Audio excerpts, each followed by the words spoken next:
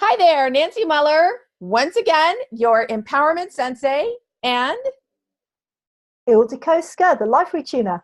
Hi. absolutely, we are here with another Awakening Your Personal Best. We're doing these videos every week so that you can just get some inspiration and start understanding how it is that you can awaken your personal best. Today, we're going to be talking about the price of stress on the body. And Mm. Ildiko, I'd love for you to start out the conversation today because you're all over this. Okay, Nancy, great. So, stress, it's an overused word, first of all. You see it everywhere. But do we really understand what stress does to our bodies? And I think the thing about today is we're going to address very clearly what stress can do to your body if you don't take care of it within your life. So I like to see it as two categories. There's the resolved stress and the unresolved stress. And the real problem comes from the unresolved stress in our lives. That's the one that doesn't end because we don't have a resolution for it. And a lot of life circumstances, Nancy, and viewers, I think you'd agree, are unresolved. Relationships, career choices. We're like, when will it end? When will it end? When will I get a conclusion? This is what's going on in our minds, in our thoughts. But what's going on in our bodies? Then this is really important to understand because we have three very powerful stress hormones, and they're all secreted and created around the adrenal glands, which are sort of at the back of your spine, like around the kidney and the waist area. So that's where your adrenal glands are located. And the three very powerful hormones that we have are adrenaline, which you've probably heard of. A lot of athletes talk about adrenaline, the adrenaline kick when you're going for it, you're sprinting. In sports, you've got cortisol, which is less known about, and you've got aldosterone. So I want to kind of unpack a little bit of the information about these three hormones because they are going to be ruling your life if you are stressed. And one of the things that I wanted to just pop in and say too is it's also keep in mind, as Ildiko was talking about this, your belief around what she's talking about, because how it's happening in your body, why it's happening in your body, and whether or not you believe that you even have control over this. Absolutely, Nancy. And once we've talked about the actual stress hormones, the physicality and the biology of it, I think we need to talk about why it happens, because it's so important to understand what the mechanism of this is that's going on in our lives. So the adrenaline is the one that is your fight, flight, running away from a situation or getting up and ready to fight your corner. That will kick into your bloodstream if your body and your mind sees a situation as threat to your survival. Your cortisol will kick in as preparing you for the next day. So if you're not sleeping, if you're an insomniac and you're waking up around 3 o'clock, well, that, my friend, is cortisol. And it's secreting into your bloodstream because it's preparing you for the level of stress it assumes from previous experience that you're going to be needing help for the next day. And if you're wide awake, right, and that's based on your beliefs, like absolutely, you believe it's happening in your life, why you believe it's happening, why you believe you don't have any control over it, and why it's going to manifest again the next day. Why it's going to just happen again tomorrow.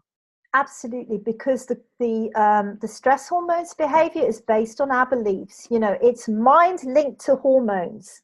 So the cortisol, if you're wide awake at 3, you can't sleep, that's your cortisol.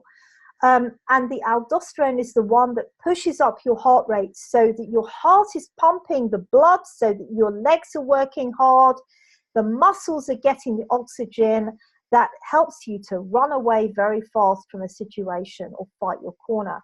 So, these are the 3 very powerful stress hormones that secrete into your blood straight away as soon as your mind views something as a stressful situation.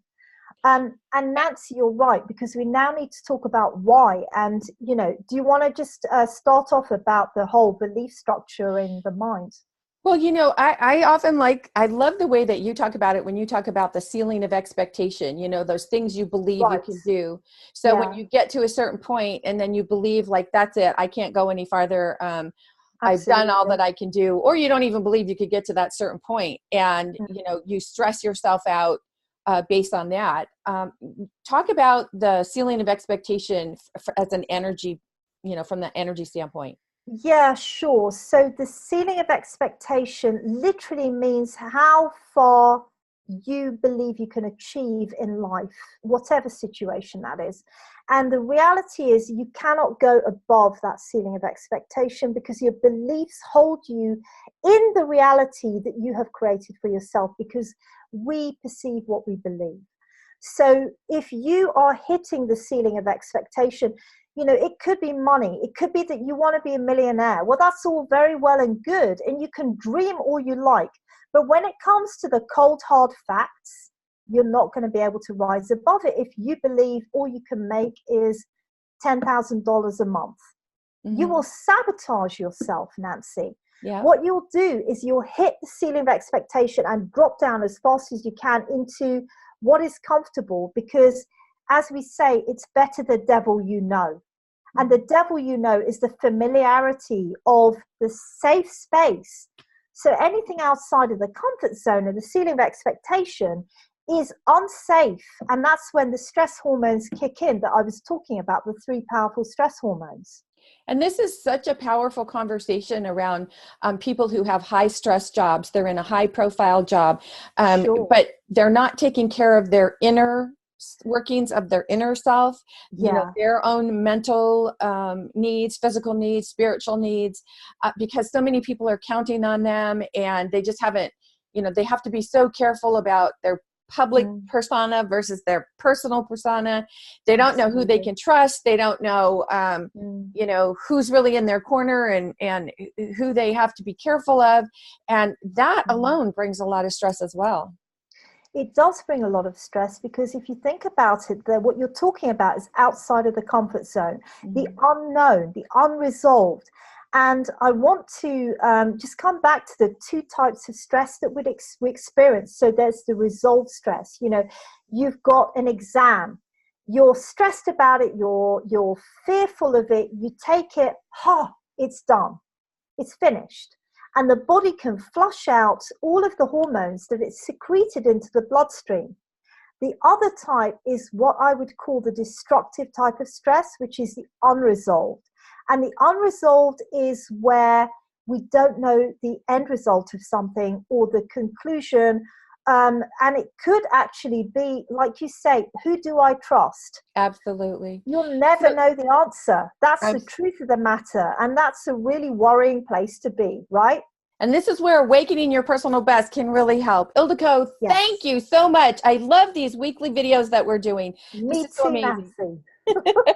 All right. So for all of you out there, remember, if you want to know more about awakening your personal best, click on the link attached to this video. And if you have any questions, let us know. In the meantime, remember, life is all about choices. This is Nancy Absolutely. Muller And Ildiko Skir. saying ciao for now. See you.